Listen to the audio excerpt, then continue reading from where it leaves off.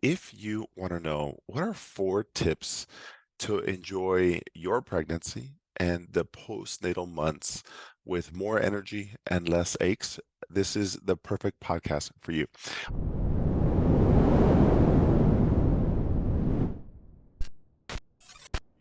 All right. Before I go on to the podcast, what is happening? What is new in the sports performance world? There are a lot of things. There's always good things happening in our world, and I want to share them with you. If you're new to the podcast, welcome.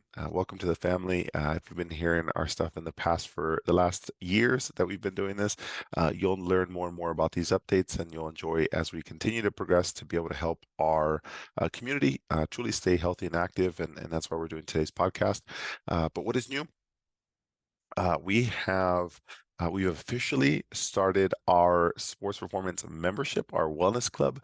It's the thing that we've been working on for, gosh, if you've been with me for a couple years, you know that you probably gave me the idea many years ago, and we just brought it to fruition. We wanted to create something that was for the community, those who were looking for long-term management of their health and just general wellness and how do you keep the aches and pains away? That's the biggest question I always got. How do I keep this up? You're able to help me, but how do I make sure it just doesn't come back? I'm going in my 40s, my 50s, my 60s, whatever age you're in, and you're like, I'm feeling good. How I'm scared to go back to the dark side of of aches and pains, the things that limit your active lifestyle, whether that's any type of fitness or running, whatever it is, knee pain, back pain. How do you keep it away? And that's really what we've been able to bring to the community. So we just launched that, and we are now open. I think we have 5 new members in the last month and a half or 2 months. So I'm excited about that. And our team members, we're adding some more team members to the team. Stay tuned for more information about that. But we do have the 2 or 3 new team members coming on board in the next few months. And then we just added on 2 more recently. So we're continuing to expand and grow. Truly, it comes to, it speaks to the point of just being able to help people like yourselves who want to stay healthy. And we've been able to do that. And you're the reason why we're here. Without you telling us you need more help or these type of things, we wouldn't know where to go. So thank you guys for your feedback. All right, on to this podcast. Let's do it. Why are we talking about this? Well, it's at the time of this recording, it's May of 2023, so we're getting close to Mother's Day. But I think what it comes down to is we've been seeing a lot of our SB family growing in their personal and professional lives, and it's exciting to see the growth within their family onto the next stage of life. And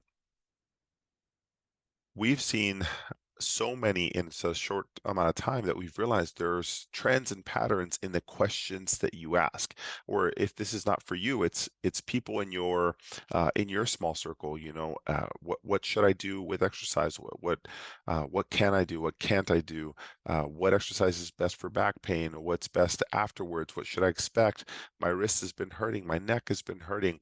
Are these all normal? These are all questions that we get about pregnancy, and whether you've had 5 kids or this is your first kid, they're all really good questions and they do change.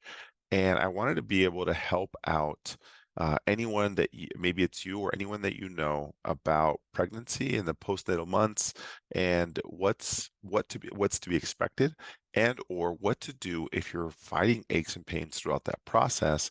How do you stay healthy? How do you stay active?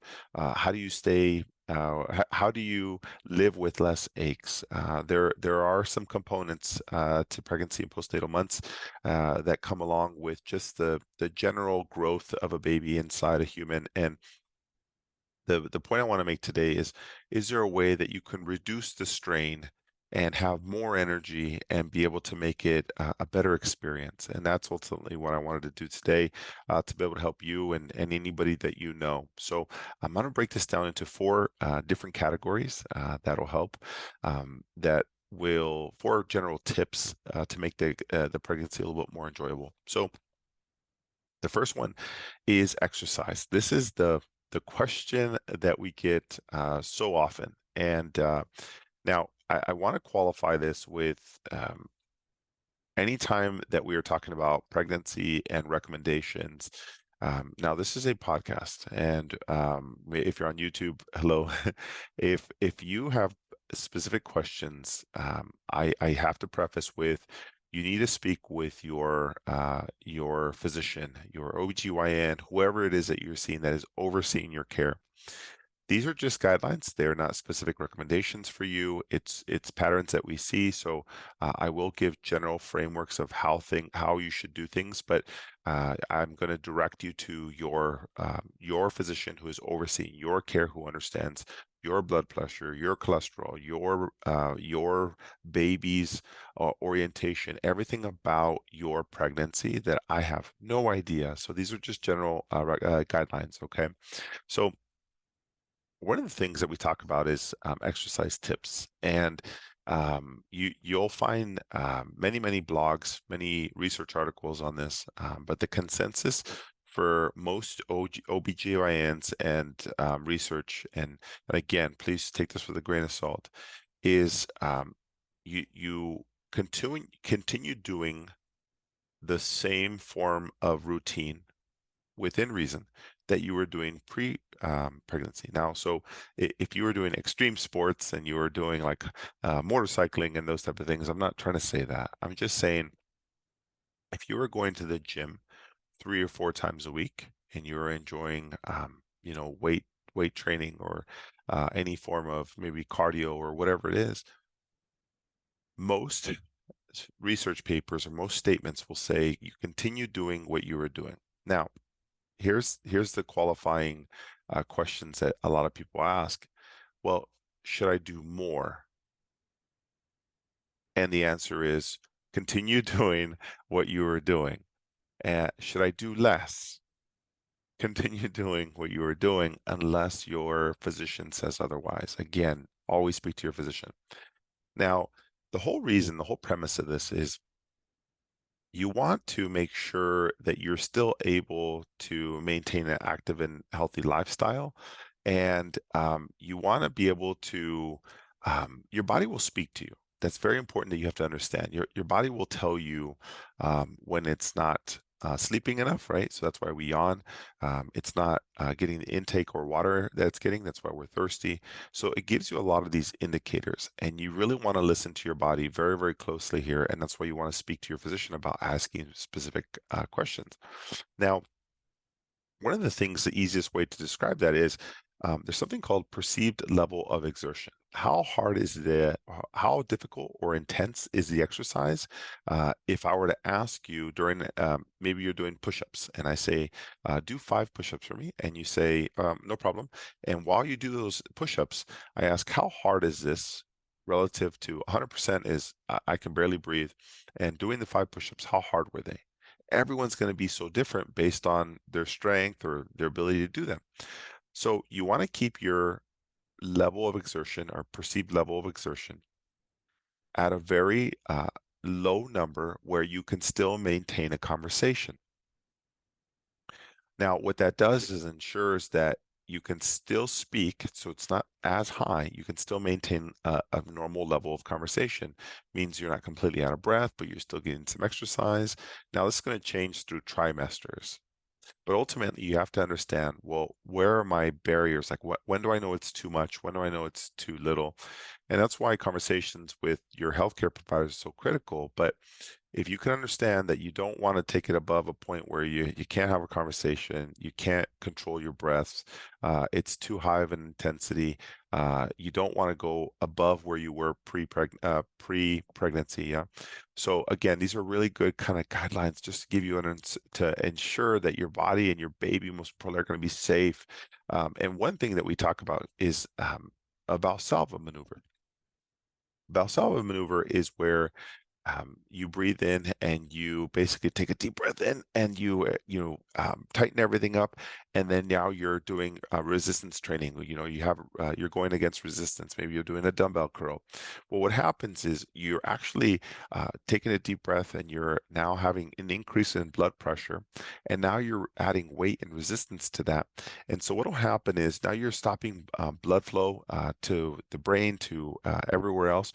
Now, under normal circumstances, if you weren't pregnant, we all do this on a regular basis. We go to the gym and we squat, take deep breath in, and then we go down, then come back up. You have to be very careful when you're changing blood to the brain and to the rest of the body now that you have a baby inside. And so ultimately, what you have to do is be very, very careful with Valsalva maneuvers. And this is something that you want to avoid and you want to have as minimal as possible. Now, there's times where you're going to have to do that just naturally in whatever it is that you do, but you want a minimal Valsalva maneuver. And ultimately, you don't want to go above what you were doing in exercise pre-pregnancy, and you want to keep your level of intensity or exertion to a place where you can still maintain conversation. And those key bullet points will help everyone ensure that you're at a successful exercise level or being able to challenge your health and making sure that you can still stay active if that's a priority for you to stay active while you're enjoying this incredible experience. So that's number one, exercise tips. Number two, energy. This is an interesting one because energy is such a challenging a thing because it's all based on how you feel. And there's so many variables to developing and having more energy. And one of the things I can tell you is staying active in your level of activity is a big factor. And having energy that comes from different levels, but you have to remember that anytime that you exercise or you do physical activity, you release, all these important little transmitters and hormones, and naturally it gives you an experience of, more energy. And that's why people go to the gym. That's why they go for a run. That's why they walk.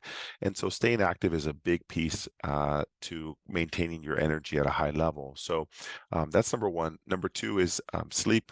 This is so critical. I know this is so tough. Like if you're having, backaches with sleeping or positions or whatever it is, you have to understand that sleeping is your ability to regenerate or recoup all the exhaustion and all the energy that you drained from before. It's kind of refilling the cup at the end of the day. So imagine at the start of the day, you have this cup full of energy, of water, whatever it is that you drink. And as you go and you expend all this energy throughout the day, you're just drinking from that little by little by little. And at night is when everything recoups. So sleep is a big, big factor that you can focus on. Maybe while you can't exercise a lot, but sleep is going to be a very critical piece. This is your time to take an extra focus on sleeping more. And this last one came down from my wife. I asked her, what are the big things that you would recommend to individuals? And one of the things she said was to eat frequently. And I didn't really understand the magnitude, but you have to truly understand that in order to maintain a high level of energy, if you're sleeping, but you still need intake, you still need calories, because that's ultimately how you're going to create energy for your body. Well, as that fetus starts to grow more and more, it pushes on that stomach, and that stomach now can expand at the same rate it was before. So just know that you'll have, times where you're going to be unable to take large amounts of food in. And so the biggest piece here is to eat more frequently, eat smaller meals more frequently so that you still can maintain that energy. And those are very, very important as even if you're staying active, you're now fueling another growing body. And so the same amount of calories, and this is where you have to talk to your physician of, what it is that you eat, how much and everything else. But the quantity of food will be challenged as you exercise more, you have a growing fetus. And so now your body's requiring more energy, but it can't fit inside that stomach because it's being pushed on. So your job here is how do you create more energy? How do you do this? And that's eating more frequently to allow that opportunity so you can digest things a little faster and not have that same feeling of fullness where you can't. And so that's very, very critical. So number one was exercise. Number two is maintaining energy throughout this entire process. The third is this is an interesting one, bracing. And what I mean by bracing, well, no, we're not talking about teeth or anything. We're talking about what are braces that you would recommend for somebody who is pregnant? in normal circumstances, now as a baby grows, the stomach, we now start to expand forward. Well, what happens is the body creates a counter result where we now start to lean back. So the baby comes forward, we lean back. Well, that puts a lot of pressure on the spine or on the low back. And so while you can't change that position because that baby's growing forward and you don't want to fall forward, so you naturally lean back, that creates the normal curvature of pregnancy. One of the things you can do is use a support brace or a band to help lift the belly. And there's a couple different terms that we use. Early in pregnancy, there's one called a sacroiliac belt, SI belt. If you want to look on Amazon or Google this, SI belt, sacroiliac belt. And what this does is it puts pressure on the pelvis. Now, especially as we get closer to those later terms and later weeks, even I'd say 32 and beyond, as we now have expansion of the ligaments that are getting a little bit more flexible and ready for delivery. What you have now is when those ligaments start to get a little bit more loose or flexible, the entire pelvis is now not as stable, is an easier way to see that.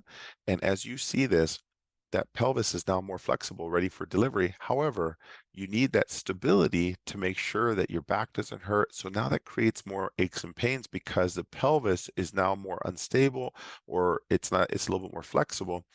Well, so these belts, all they do is they kind of cinch it together, kind of like a glue. It kind of pushes it together, and that feels amazing for moms to be or postnatal. If you're having back pain, these are one easy way that you can do it. Another one is a belly support belt. You can Google or look anywhere, any platform that you want. And all you're trying to do is lift the belly to provide a little bit of support. They're nothing complicated. They almost look like an ace bandage or something with Velcro. And all you do is wrap it from the bottom, and they have guidelines on how to install it and put it on. And as you put that on, your biggest job at this point is to make sure it's comfortable, but not too much pressure. So SI belts or belly support is a great, easy thing that you can be doing. And you can do this all the way until you need support. And so that's why if you ask me, what are the two belts that you recommend for anybody pre or postnatal, those are the two that I would highly recommend. It's probably 90% of the people that we see that we treat at Sports Performance, that's what we're offering. And only because they're um, they're not rigid, they're flexible, they're easy to put on, and they actually feel comfortable. Some people will wear them all day. They'll wear them, throughout the morning. Sometimes it's a little too tight. Whatever it is, you just have to self-adjust. And so, if you have a healthcare provider in your local area and you're wondering which one is best, ask them.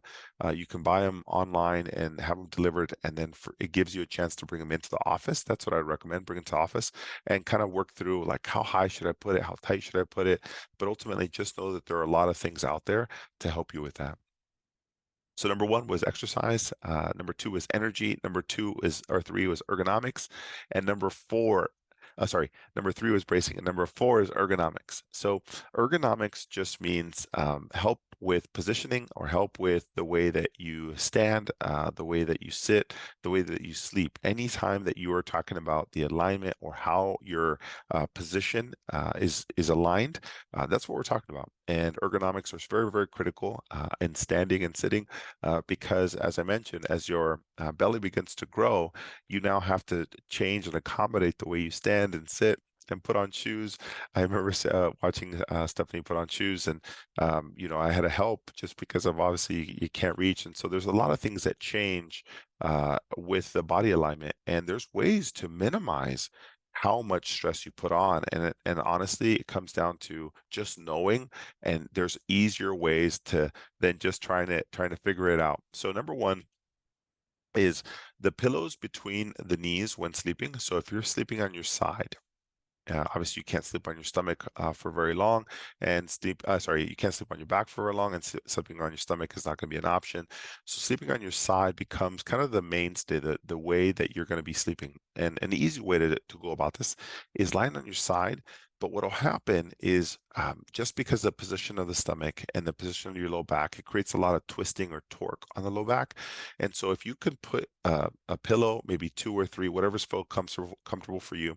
What it'll do is it'll separate your knees a little bit and it'll minimize or reduce how much twisting or torque is on the low back. So pillows between the knees is so critical. It's an easy way to do it, and you can start as soon as whenever if it feels comfortable. Definitely into the postnatal months.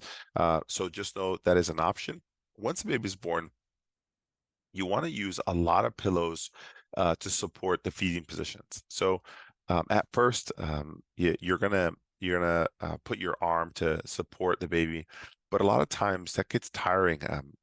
Every new mom comes out with biceps of steel, big biceps because you're constantly carrying the baby like this, and so as you carry them, ultimately you want to have pillows underneath your elbows, underneath your arms as much as possible.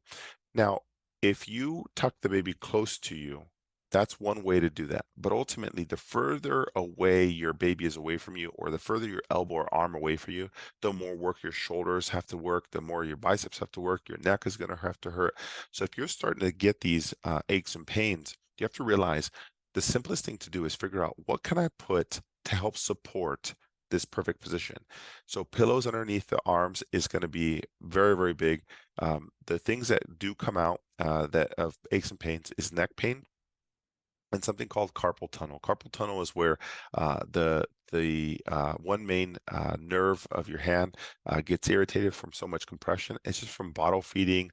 It's from aligning the head in a certain position, and you're just constantly trying to work on carrying the baby in a certain position. Obviously, because you don't want them to fall, you want them in a safe position. And so, what'll happen is you really want to keep your wrists in as much of a neutral position.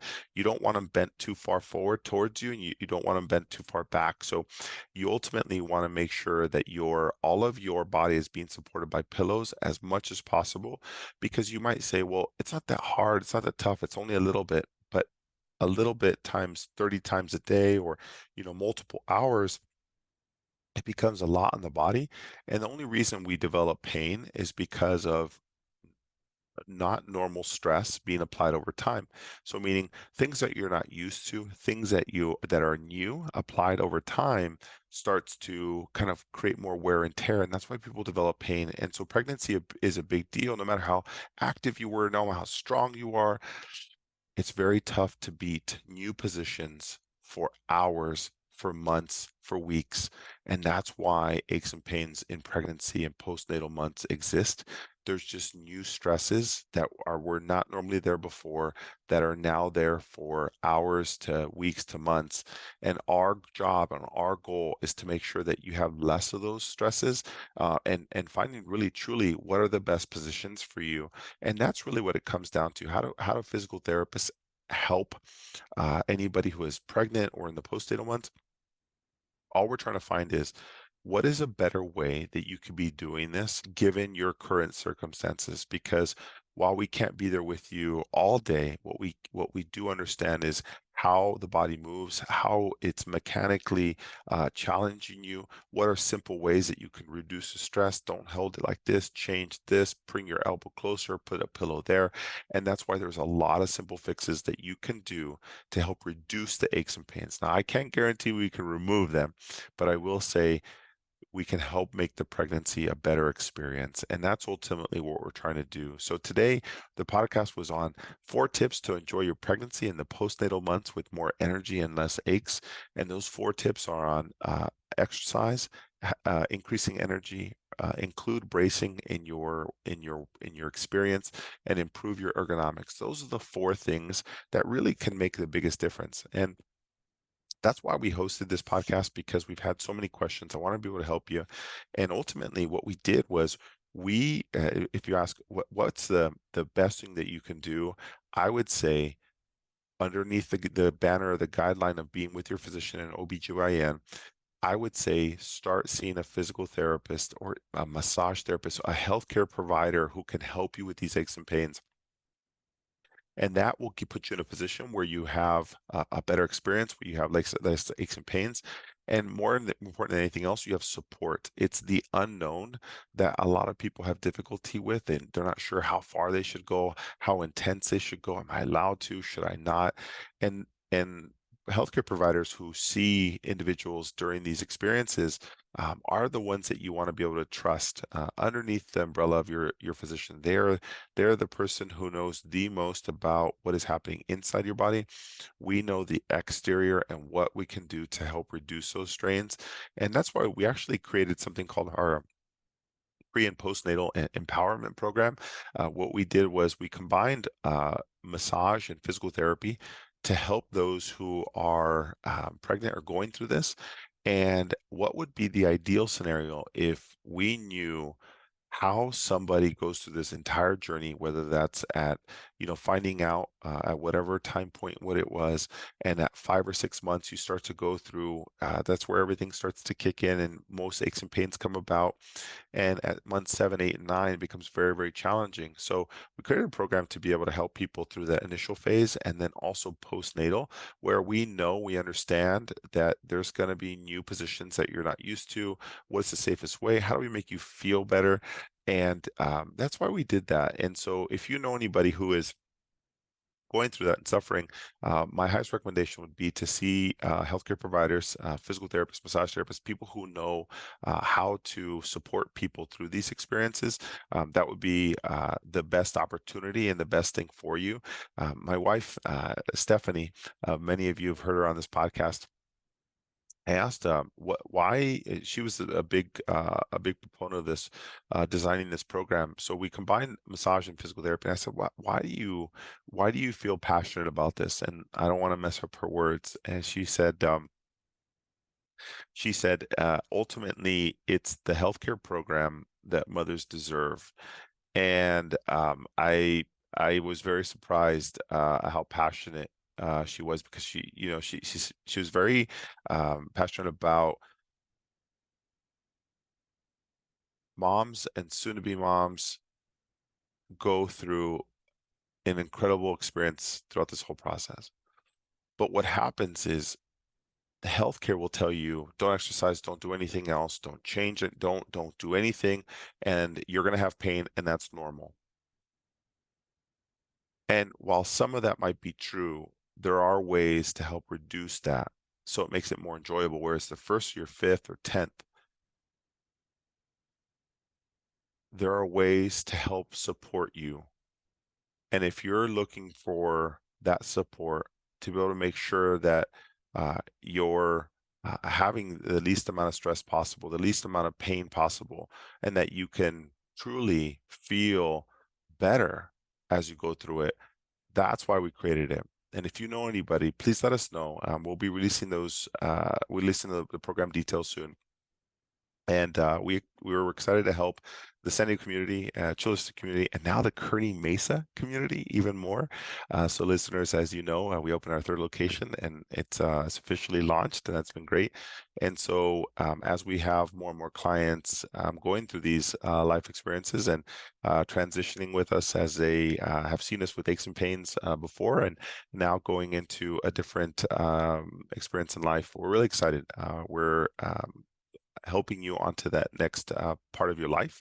And we're excited to do that. So I hope this helps wherever you guys are in your health and wellness journey, now going through pregnancy, or anybody that you know. Forward this podcast, share it with them.